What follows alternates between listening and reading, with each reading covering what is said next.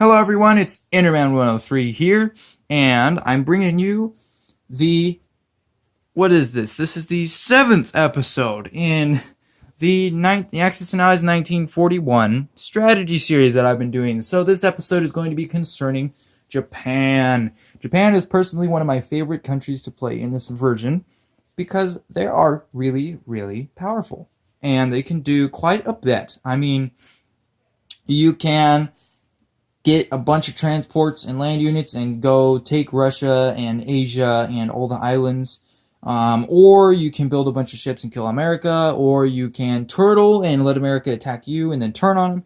I mean, the options for Japan are as limitless, in my opinion, as the options for Great Britain. So, I personally really, really enjoy playing as Japan. Now, that being said, they are also a more difficult nation to play. And again, I narrowed them down to two options. So the two options I have for Japan are kill Britain and kill America. Okay? So basically, the way I play Japan is you use the massive amount of ships and planes that you start with in the game to your advantage as much as you can. I do see people, and I've done it too, to where you build transports, you build land units, and you start landing in Asia, and you take China, you go up there and you take northern Russia, and it works, it can work.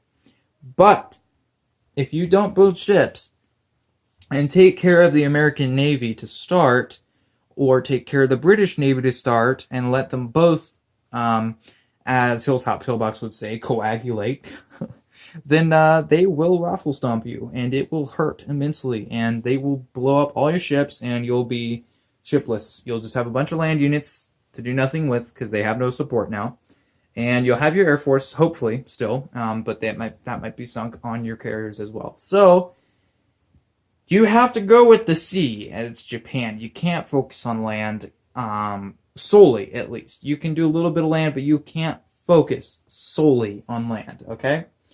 So, here we are, and in this video I'm going to be showing you the Kill Britain First strategy, and again I'm going to be doing the more popular one second. I did Germany out of order, but I'm going to be showing you the more popular strategy or more effective one second, and that'll be the setup for the future videos. But Kill Britain First is, in this version of the game, not a very popular one that I see, or at least the less popular. I see people do the land units into Asia before I see them do what I'm doing.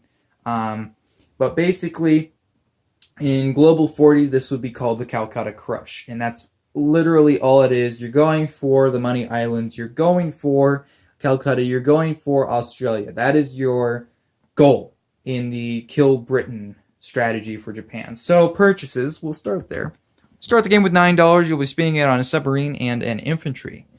Okay, so you'll be spending all $9, and then you have a few attacks to make. All right, so one attack is going to be this fleet here that the British have left for you, and if it's not there, you're going to be moving all your ships here anyway. But basically, you're going to be ramming every single bloody ship that you have to this fleet.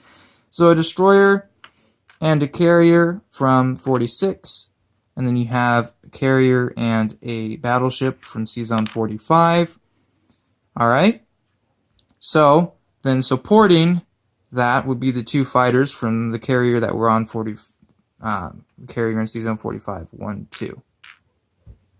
So you have your destroyer, your battleship, and your fighters attacking. The carriers are just there, basically, just to be there, okay? So the other attack you want to do is against India. So you'll be shoving both these guys from Southeast Asia into India, and you're going to support that with the fighter from Season 46. You're going to go 1. Is that right? Nope. You're going to go 1 into the Season with this battle here, 2 into Southeast Asia, and 3, and land in India. I guess it could have worked the other way too. 1 to China, 1 there, 1 there. So it's still 3 either way. And if you can reach it with your bomber, can you? 1, 2, 3, 4, 5. Of course you can, because Japan is amazing. I love them. so much in this version. And that's it. That's going to be all for that attack. So, the third attack, yes, that you want to make is taking Borneo. Yeah, you don't want to really take the Philippines because, again, you're not focusing on America. You could take the Philippines, but I would say take Borneo because it's not putting up a fight. 1, 2, 3. Yeah, you want to take Borneo. So you're going to take the transport from, Sea of Japan. You're going to take 2 of these infantry that I should have had shipped out already, but I did not because I'm never prepared.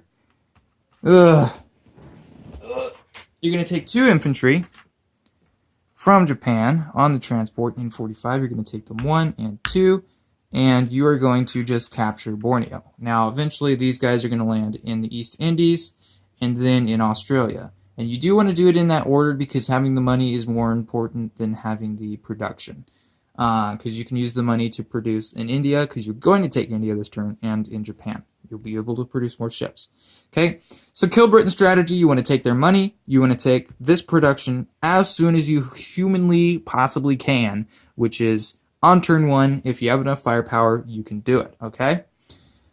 And I think that is all for combat. So you don't really need China at all.